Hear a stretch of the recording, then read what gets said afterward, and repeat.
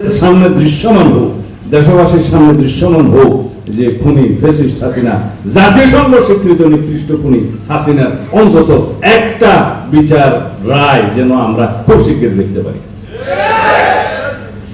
সবার বিচার করা হবে। এই দেশের আদালতে খুনি শেখ হাসিনার এবং তার সরকারের, তার দোষরদের প্রত্যেকটা অপরাধের বিচার করা হবে ইনশাআল্লাহ। আমরা গণতন্ত্র চাই, আমরা সাংবিধানিক অধিকার চাই, গণতান্ত্রিক অধিকার ফিরে পেতে চাই। সেই জন্য আমরা বারবার নির্বাচনের তাগিদ দিচ্ছি। এই কথা আমরা এখানে বলছি না, এটা আমাদের দায়িত্ব। আমরা মাননীয় প্রধান উপদেষ্টার পদত্যাগ চাইনি, এখনো চাই না, কিন্তু ওনার কাছে আমরা একটা রোড ম্যাপ দাবি করেছিলাম।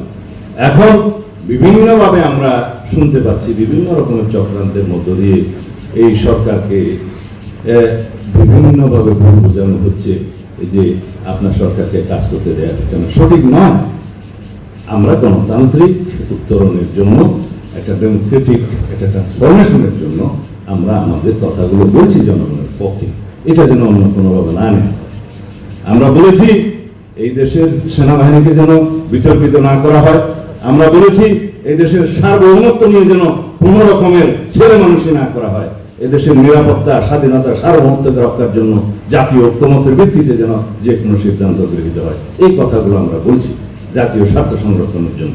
যাই হোক, এই কথাগুলো এখানে আমার যথেষ্ট বলার সময় নেই এবং এটা পোড়ানো সেটা নয়।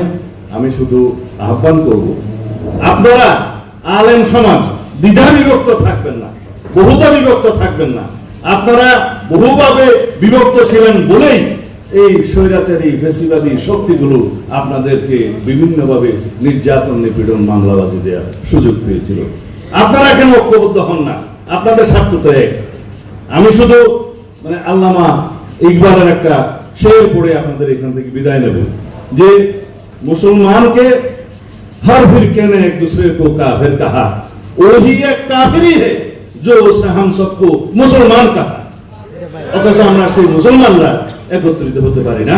সেজন্য আমাদের বিরুদ্ধে যে সমস্ত ষড়যন্ত্র হয়, আমাদেরকে বহুভাবে বিভক্ত করার মধ্য দিয়ে সেই সমস্ত ষড়যন্ত্রের সুযোগ নেয়। আমরা অতীতে দেখেছি আপনারা বিভক্ত ছিলেন বলে নিজেদের মধ্যে আপনাদেরকে ব্যবহার করার সুযোগ পেয়েছে, নির্যাতন করার সুযোগ পেয়েছে, জেলখানায় বন্ধ করে রাখার সুযোগ পেয়েছে। না হলে এদেশে 90-92 মুসলমানের দেশে মুসলমানদের উপর অত্যাচার করার কোনো সাহস রাখে কেউ? সুতরাং আহ্বান জানাবো, আমরা এই দেশের স্বাধীনতা, এই দেশের হাজার বছরের আমাদের যে অনুসরণ করা আমাদের যে সংস্কৃতি, সেটাকে আমরা উপরে তুলে ধরি। এখানে যেন কোনো বিজাতীয় সংস্কৃতি আমাদের বিভিন্নভাবে বিভ্রান্ত না করতে পারে, আমরা যেন সজাগ থাকি। সেজন্য ইসলামী মূল্যবোধের এই প্রচার প্রসার এবং এগুলো করতে হবে। আপনাদের দায়িত্ব সেখানে সবচেয়ে বেশি। এর অনুপস্থিতিতে এখানে বিভিন্ন রকমের সংস্কৃতির অনুপ্রবেশ ঘটছে। আমাদের ভবিষ্যৎ প্রজন্ম, ছেলেমেয়েরা সেটা দেখছে এবং সেটা অনুসরণ করার একটা সুবিধা তারা পাচ্ছে। সেজন্য অনুরোধ করব, আমাদের ঈমান আকীদা নিয়ে যাতে এই দেশের মুসলমানরা মৃত্যুবরণ করতে পারে, সেই ব্যবস্থার জন্য আপনাদের ভূমিকাটা সবচেয়ে বেশি। আপনারা সেই ভূমিকা পালন করুন।